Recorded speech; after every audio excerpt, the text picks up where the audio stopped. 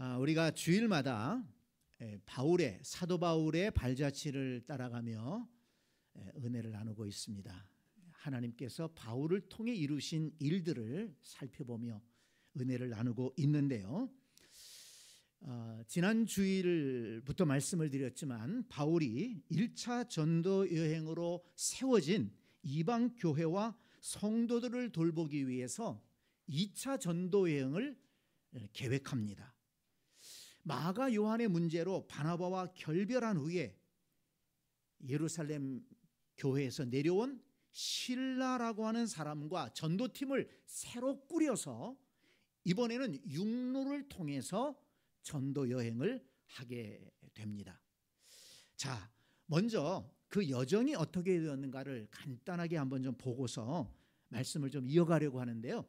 제가 오늘 지도를 하나 나눠드렸습니다. 네, 여러분 다 받으셨죠? 한번 보시기 바랍니다. 2차 전도 여행을 이 바울 전도팀이 어디를 다녔는가를 한번 보는 것입니다. 이 지도를 보면 그때나 지금이나 이 지도가 거의 같습니다. 자, 맨 먼저 출발, 어디서 출발했습니까? 수리아 안디옥. 네, 수리아 안디옥 교회에서 출발을 했습니다. 그래서 그 육로를 통해서 길리기아 지방, 거기 길리기아의 다소, 거기는 바울의 고향이죠. 그곳을 다니면서 성도들을 돌보고 전도했습니다.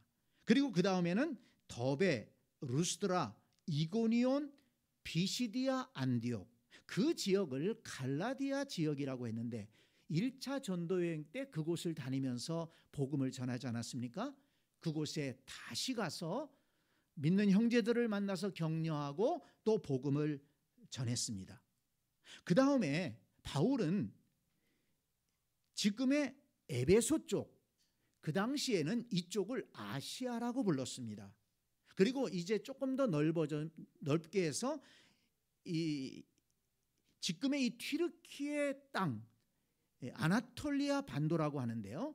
이 지역 전체를 아시아라고 불렀습니다.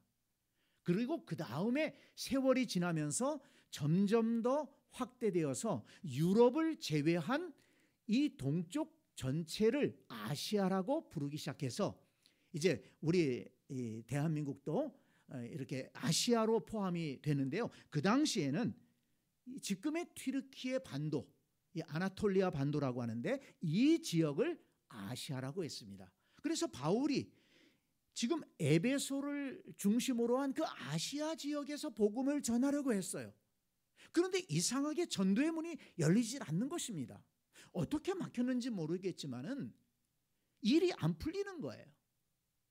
그래서 그 위에 무시아를 거쳐서 부르기아 쪽으로 올라가서 복음을 전하려고 또 했습니다. 그런데도 또 막히는 거예요. 그러니 이 바울의 심정이 어떻겠습니까? 아니 1차 전도 여행 때는 고난은 있었지만 막히는 게 없었어요. 전도의 열매도 많았습니다. 그런데 2차 전도 여행 때는 자꾸 막히는 거예요. 바나바 형님이 안 계셔서 그런가? 바나바 형님하고 싸우고 다투고 갈라져서 하나님께서 이거 징계하시는 것 아닌가? 그런 생각도 들었겠다. 그런 마음이 듭니다. 그런데 기도하는 중에 환상이 보였습니다.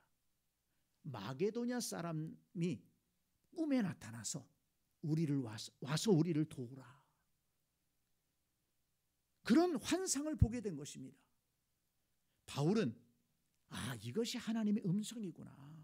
아시아에서 복음을 전하지 말고 이제 당분간 좀 멈추고 이제는 마게도냐로 유럽 지역으로 가서 복음을 전하라고 하신 하나님의 뜻이구나. 그것을 하나님의 뜻으로 받아들입니다. 그리고 곧바로 여기 지도를 보시면 드로아 항구로 가서 배를 타고 네아폴리로 들어갑니다. 이 마게도냐의 첫 항구입니다. 그리고 네아폴리를 거쳐서 빌립보에 들어가서 복음을 전합니다. 거기서 루디아를 만나서 전도하게 되죠. 그리고 교회를 세웁니다. 그 다음에 데살로니가로 내려가서 복음을 전하고 교회를 세우고, 그리고 그 다음에 베레아로 가서 복음을 전합니다. 역시 실라와 그때 이제 디모데와 함께 전도팀이 있었는데, 베레아에서는 실라와 디모데를 그곳에 놔두고 바울 혼자서 아덴으로 내려옵니다. 지금의 아테네죠. 그리고 아테네에 와서 복음을 전한 다음에 고린도로 또 이동을 해서 복음을 전합니다. 고린도에서 그 유명한 브리스길라와 아굴라를 만나죠.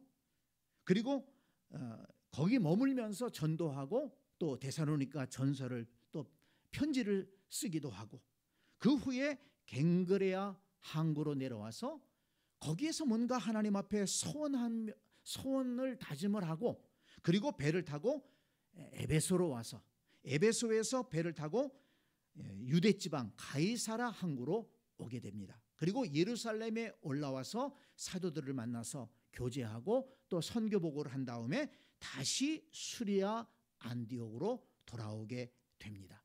이것이 2차 전도 여행의 전체적인 개관입니다. 이 전도 여행은 약 3년여에 걸쳐서 이루어졌는데, 이동한 거리가 5천여 킬로가 된다고 합니다. 대부분 걸어서 그렇게 이동을 하면서 전도를 했고, 2차 전도 여행에서 주목해 보아야 될 것은 뭐냐면 유럽 지역에 복음을 전했다는 것입니다. 이것이 왜 중요한가 하면, 유럽의 역사를 보면 복음이 들어가기 전과 복음이 들어간 후가 달라지는 거예요. 그래서 유럽의 역사를 바꾼 참으로 역사적인 장면이 이 2차 전도 여행에 포함되는 것입니다. 네, 이런 개념을 가지고 이제 앞으로 2차 전도 여행에서 일어났던 일들, 그 속에서 하나님이 역사하시고 은혜 베푸신 것들을 우리가 살펴보려고 하는 것입니다. 자, 그런데 이제 16장 말씀, 2차 전도 여행을 본격적으로 떠났어요. 이제 바울이 실라를 데리고 떠났습니다. 그런데 16장 1절 말씀을 보니까 이렇게 하나님의 나라와 교회를 위해서, 복음을 위해서, 또 자기가 받은 사명을 위해서 하나님의 부르심에 순종해서 출발한 바울에게 하나님께서 큰 선물을 주십니다. 디모데라고 하는 신실한 청년을 동역자로 붙여주신 것입니다. 자, 16장 1절 말씀을 다시 한번 볼까요? 바울이 더베와 루스드라에도 이름에 거기 디모데라 하는 제자가 있으니 그 어머니는 믿는 여자요 아버지는 헬라인이라. 디모데는 루스드라와 이고니온에 있는 형제들에게 칭찬받는 자니 바울이 그를 데리고 떠나고자 할세. 바나바와 갈라서는 아픔을 겪었죠. 실라를 데리고 출발했지만 얼마나 마음이 허전했겠습니까? 1차 전도 여행은 바나바가 이끌어 주었거든요. 바나바 형님이 이끌어 주었어요. 큰 힘이 되어 주었습니다. 많은 위로가 되어 주었습니다. 그런데 2차 전도 여행 때는 이제 바울이 리더자가 됐습니다. 그런데 하나님께서 그를 위로하시면서 정말 바울의 마음에 맞는 한 사람을 붙여주신 거예요. 디모데를 붙여주셨습니다. 여러분, 하나님께 받은 사명, 하나님의 부르심에 순종할 때 하나님께서 이렇게 좋은 선물을 주신다는 것을 믿으시기를 바랍니다. 뭐 디모데를 만나게 한 게 뭐 그리 큰 선물이냐 생각할지 모르지만, 여러분 한번 생각해 보세요. 우리가 인생을 살아가면서 좋은 사람을 만나서 함께 살아간다는 것, 또 어떤 일을 할 때 정말 마음에 맞는 사람, 힘이 되는 사람, 위로가 되는 사람을 만나서 함께 살아가고 함께 일하고, 그것이 얼마나 복된 일이라는 것을 여러분 알지 않습니까? 여러분, 사람들이 살아가면서 가장 스트레스 받는 게 뭡니까? 사람 때문이에요. 정말 마음이 안 맞는 사람, 정말 짜증나는 사람, 피곤하게 하는 사람 옆에 있으면 돈이 많아도 피곤하고 좋은 것을 먹어도 그게 맛이 없지 않습니까? 정말 우리 인생에서 중요한 것이 마음에 맞는 사람과 정말 통하는 사람과 위로가 되는 사람과 힘이 되는 사람과 함께 살아가는 것입니다. 성도 여러분, 기왕의 인생 살아가는 것, 정말 좋은 사람들과 함께 한평생 살아가면서 복을 누릴 수 있는 저와 여러분들일 수 있기를 간절히 축복합니다. 하나님께서 그런 사람 디모데를 만나게 하신 거예요. 디모데전서 1장 2절 말씀을 보면 바울이 이렇게 얘기합니다. 믿음 안에서 참 아들 된 디모데. 디모데를 참 아들이라고 그랬어요. 바울에게는 자식이 없었잖아요. 근데 이 디모데가 아들처럼 이 바울을 아들이 아버지, 정말 아버지를 섬기는 것처럼 그렇게 잘했다는 거예요. 로마서 16장 21절에 보니까 나의 동역자 디모데 그랬어요. 아들 같은 관계 속에서 또 함께 일하는 것에 있어서는 동역자의 관계, 믿고 일을 맡길 수 있고 바울이 하고자 하는 일에 힘이 되어 주었다는 것입니다. 그래서 데살로니가 전서 3장 2절에 보니까 우리 형제 곧 그리스도의 복음을 전하는 하나님의 일꾼인 디모데, 여기서는 또 형제라고 그랬어요. 지금 이 단어들 속에서 바울과 디모데와의 관계가 얼마나 친밀하고 마치 부자관계 같기도 하고 또 형제 같기도 하고 동역자로서, 그런데 이 디모데는 그리스도의 복음을 전하는 하나님의 일꾼이다, 이렇게 인정하고 있는 것입니다. 그래서 바울은 그를 데살로니가 교회를 맡기기도 하고 에베소 교회를 맡기기도 하고, 바울의 명을 받아서 디모데는 데살로니가 교회를 책임지는 목회자로서 헌신하고 에베소 교회를 맡은 그런 교역자로 헌신한 것을 우리는 알 수 있습니다. 그런데 이 바울과 디모데의 관계를 정말 잘 알 수 있는 것이 디모데후서에서 나옵니다. 이 디모데후서는 바울의 인생의 마지막 즈음에 로마의 감옥에 2차로 갇혀서 이제는 자기가 얼마 살지 못한다는 것을 느끼고 있었어요. 네로 황제가, 그 유명한 로마의 폭군 네로 황제가 황제가 되면서 기독교인들을 핍박하지 않았습니까? 그때 이 네로 황제가 로마 시내에 불질러 놓고 그걸 죄를 기독교인들에게 뒤집어 씌웠잖아요. 그런 상황 속에서 내가 얼마 살지 못하겠구나, 하나님이 나를 부르실 날이 얼마 남지 않았겠구나, 그런 심정, 그런 상황 속에서 로마의 감옥에 갇혀 있었습니다. 그때 디모데후서를 기록했어요.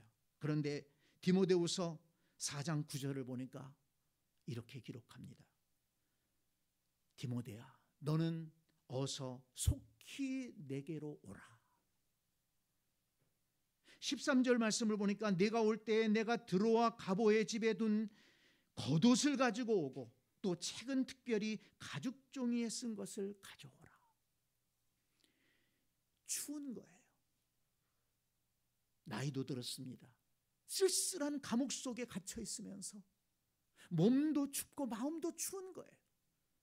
위로가 필요했습니다. 대사도 바울이지만, 그렇게 담대했던 바울이지만 이제 나이 들고 몸도 연약해지면서 외롭고 추운 상황이 온 것입니다. 그때 그는 디모데를 찾습니다. 네가 좀 왔으면 좋겠다. 그리고 그 겉옷을 좀 가지고 와라. 겉옷이 필요한 것입니다. 그리고 그 성경책을 좀 가지고 와라. 인생의 마지막에 내가 하나님의 말씀 더 읽고 싶은데 그 책을 좀 가지고 와라. 21절에 보니까 너는 겨울 전에 어서 오라. 오라, 오라, 오라. 네가 좀 있으면 좋겠다. 네가 와야 내가 위로를 좀 받겠다. 힘을 좀 얻겠다. 디모데를 그렇게 기다리고 디모데를 찾았습니다. 그러니 여러분, 바울에게 디모데가 얼마나 소중한 사람입니까? 바울이 하나님의 부르심을 따라 중단 없이 그 부르심에 순종할 때 하나님께서 이렇게 귀한 사람을 바울에게 붙여주셨다는 것입니다. 동역자로 그렇게 붙여주셨어요.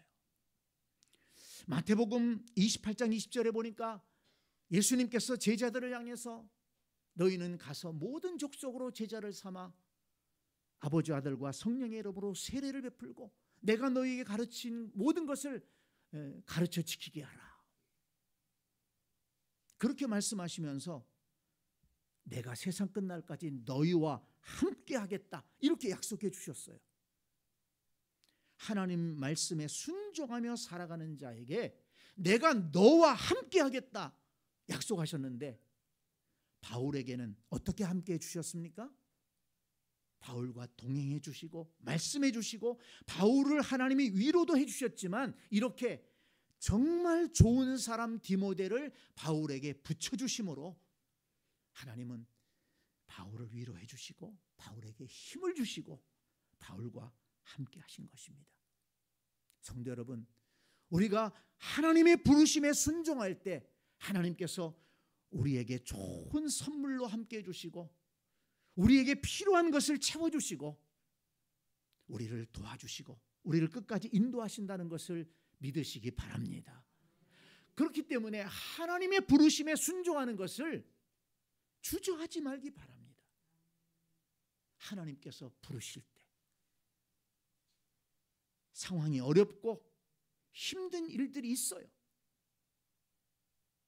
그러나 하나님의 부르심에 순종할 때 하나님은 그 사람과 함께 하시고 그 사람에게 더 좋은 것으로 채워주시고 하나님의 부르심에 순종하는 사람들을 위해서 예비하신 축복이 있다는 것을 믿으시기를 바랍니다. 이 디모데를 생각할 때 또 하나 놓치지 말아야 될 점이 있습니다. 디모데는 바울의 전도의 열매라는 것입니다. 디모데의 외할머니가 누굽니까? 로이스죠. 어머니는 유니게, 유명한 분이죠. 바울의 1차 전도 여행 때 루스드라에 들어가서 복음을 전했는데 그때 복음을 듣고 믿은 사람으로 여겨집니다. 그리고 그 외할머니의 신앙과 어머니의 신앙을 본받아서 청년 디모데가 신실한 믿음의 청년이 된 것입니다. 그러니까 하나님은 바울의 동역자를 붙여주시는데 어디서 붙여주셨어요? 바울이 전도한 사람 가운데 동역자를 붙여주신 것입니다. 하나님은 복음을 심게 하시고 그 심은 것에서 열매를 얻게 하셨다는 것입니다. 여러분 잘 생각해 보세요. 이 사실은요, 우리가 살아가면서 심는 것의 중요성을 깨닫게 합니다. 바울이 루스드라에 들어가서 어떤 일을 겪었습니까? 과격한 유대인들이 던진 돌에 맞아서 실신하기까지 했어요. 거의 죽었다고 생각했어요. 그런 어려움을 겪으면서도 바울은 사람들에게 복음을 전했습니다. 그들을 위로했습니다. 그들을 위해 기도해 주었습니다. 그 바울이 복음을 심고 기도를 심고 사랑을 심은 결과가 이 디모데의 할머니 로이스, 어머니 유니게, 그들이 복음을 받아들이게 된 계기가 된 것입니다. 그리고 그들을 통해서 디모데가 세워진 것입니다. 바울이 그 복음을 심을 때, 사랑을 심을 때 이렇게 나중에 동역자의 열매를 맺으리라고 생각했겠습니까? 그런 걸 기대하면서 그렇게 했겠습니까? 바울은 단지 부르심에 순종한 거예요. 하나님이 주신 사명대로 복음을 심고 기도를 심고 사랑을 심은 것입니다. 그런데 그것이 나중에 바울 자신에게 정말 귀한 동역자의 축복으로 돌아왔다는 것입니다. 여러분, 우리도 인생을 살아가면서 만나는 사람들에게 좋은 것을 심어야 된다는 것을 여러분 꼭 기억하시기 바랍니다. 여러분, 우리는 사람을 만나서 살고 있습니다. 우리 교회 안에서도 사람들을 만납니다. 직장에서 사람들 만납니다. 동네에서 사람들 만납니다. 학교에서 사람들 만납니다. 그 만남 속에서 나는 무엇을 심고 있는가를 한번 생각해 보시기 바랍니다. 지금까지 무엇을 심어왔는가를 한번 생각해 보세요. 내가 지금 살고 있는 모든 관계는 내가 심은 것의 결과입니다. 우리는 지금까지 만나온 사람들에게 무엇을 심고 왔는가? 앞으로는 무엇을 심은 것인가? 지금까지 심어온 것은 생각하지 맙시다. 이제부터는 정말 내가 만나는 사람, 나와 함께하는 사람, 그가 누구든지 간에 그들에게 선한 것을 심을 수 있는 우리 모두가 될 수 있기를 간절히 축원합니다. 복음이 필요한 사람에게 복음을 심고 기도가 필요한 사람들에게 기도를 해줘. 내가 기도할게. 믿지 않은 사람들도 괜찮아요. 나 하나님 믿는 사람이, 나 교회에 다니는 사람인데 내가 너를 위해 기도할게. 그걸 싫어하는 사람 누가 있겠습니까? 그리고 정말 이 시대는 위로가 필요한 사람들이 너무 많아요.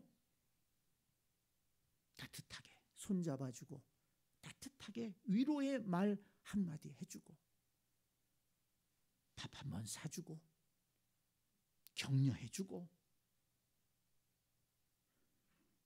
제가 이렇게 인생을 살아보니까요, 정말 인생을 잘 살아가는 사람들은 그 입에서 다른 사람을 향해서 어떤 부정적인 말들이 안 나가더라고요. 격려의 말, 인정해주는 말, 위로하는 말, 그런 말들이 입에서 나온 사람들이 인생을 복되게 살아가는 것을 볼 수가 있어요. 많이 가지고 적게 가지고냐가 중요한 게 아닙니다.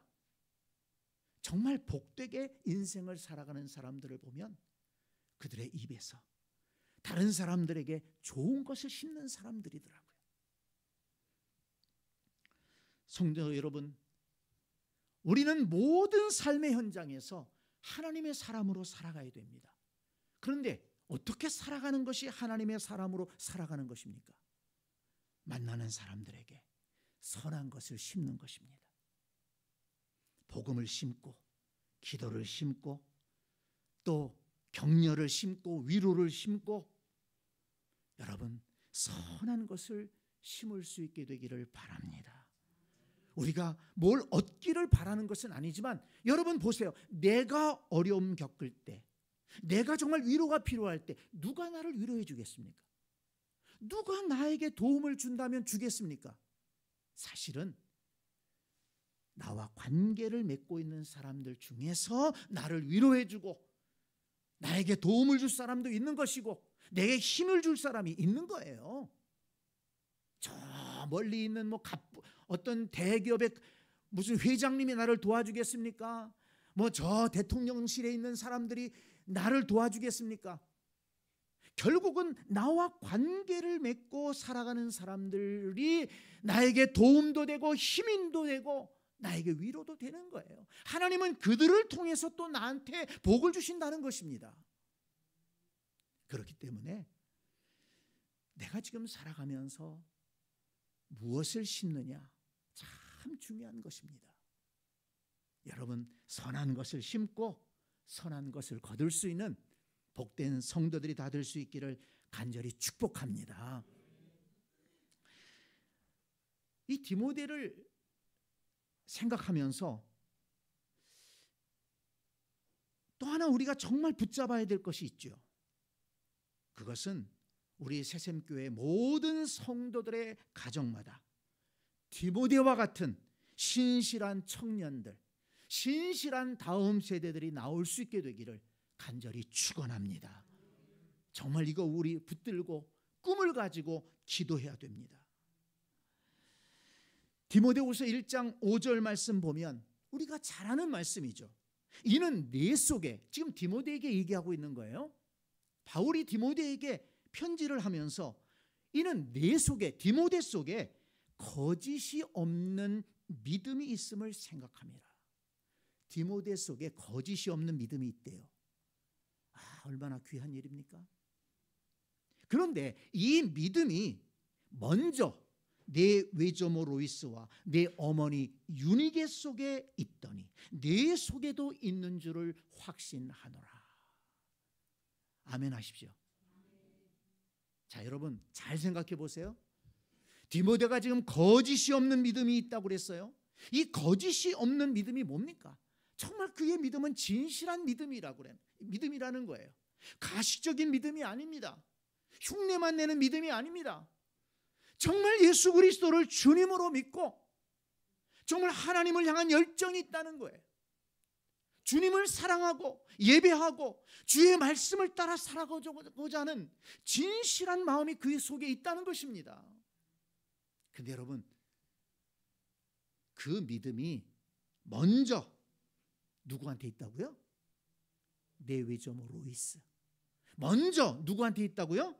내 어머니 유니게 속에 있었다.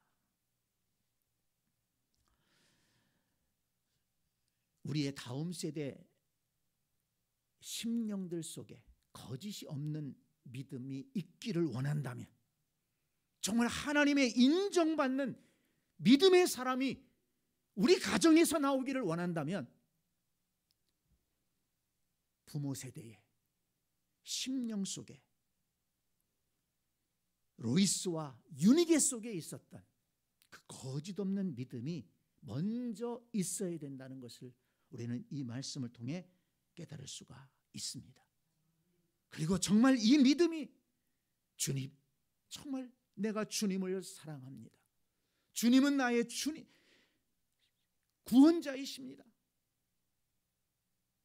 이 믿음이 우리 자녀들에게, 우리 손자들에게, 손녀들에게, 손주들에게 하나님 흘러가게 해주시옵소서.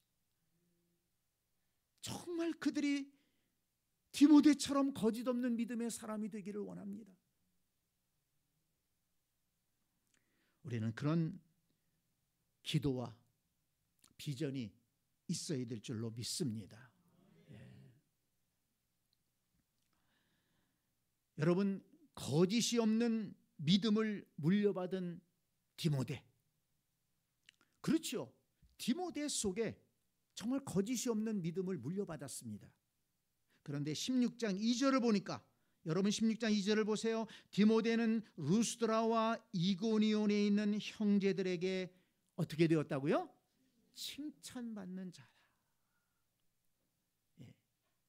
여기 루스드라와 이고니온, 지금 갈라디아 지역의 넓은 지역입니다. 그 믿음의 형제들에게 칭찬받는 아들이 됐다는 것입니다. 얼마나 귀한 일입니까? 얼마나 진실했으면, 얼마나 주님 나라 위에 헌신했으면 이렇게 칭찬받는 아들이 될 수 있었을까? 성도 여러분, 저와 여러분의 가정의 자녀들이 칭찬받는, 믿음의 형제들에게 칭찬받는 자녀들이 될 수 있기를 간절히 축원합니다.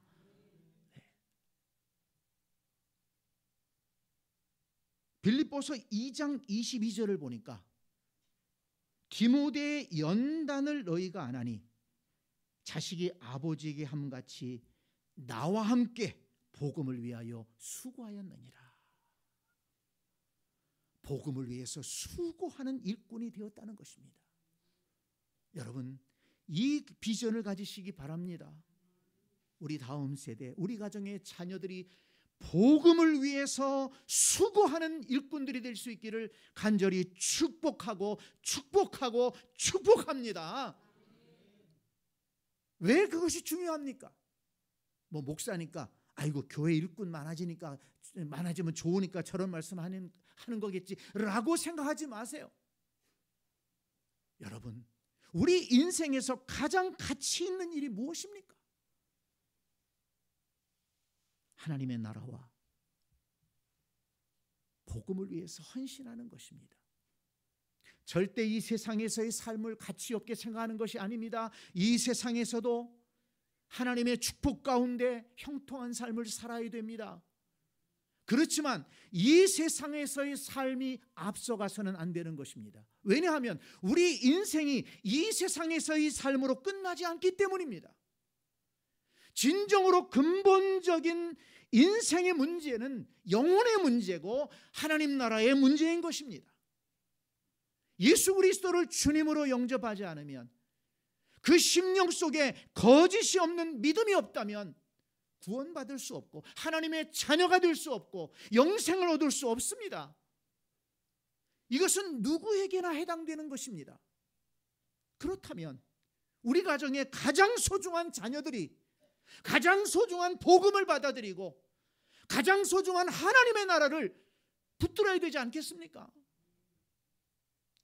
좋은 대학 가는 것 중요합니다. 저 그렇게 기도합니다. 좋은 직장 가는 것 중요합니다. 그렇게 기도하고 있습니다. 그러나 그것이 궁극적인 목적이 되면 안 된다는 거예요. 우리와 우리의 삶을 지탱하는 기본은 예수 그리스도의 복음이 되어야 되고, 우리가 정말 추구해야 될 것은 하나님의 나라라는 것입니다. 우리가 따라가며 살아가야 될 것은 하나님의 말씀이요 복음이라는 것입니다. 이 시대가 그것을 놓치고 있을 때 방황하게 되고 삶의 의미를 잃어버리니까 그렇게 좋은 대학을 나오고 많은 것을 공부하고 그렇게 많은 것을 누리며 살면서도 허무함 가운데 빠지고 하나님을 대적하는 그런 삶을 살아가는 것을 볼 수 있지 않습니까? 성도 여러분, 오늘 디모데라는 한 청년, 믿음의 청년을 통해서 우리 자신의 인생과 또 우리 가정의 모든 문제들을, 우리의 자녀들의 문제를 다시 한번 우리가 돌아볼 수 있었습니다. 성도 여러분, 하나님께서 우리를 도우시는 방법 가운데 이렇게 사람을 통해서 도우십니다. 우리는 만나는 사람들에게 선한 것을 심어야 됩니다. 그리고 정말 중요한 것은 우리 가정의 다음 세대들에게 선한 것을 심어주어야 됩니다. 예수 그리스도의 복음을 심어주고 하나님 나라의 그 가치를 심어주고 하나님의 말씀이 얼마나 소중한가 하는 것을 그것을 심어줄 수 있어야 됩니다. 그래서 디모데와 같은 믿음의 사람이, 칭찬받는 일꾼들이 하나님 나라의 소중한 일꾼들이 많이 나올 수 있게 되기를 간절히 축원합니다.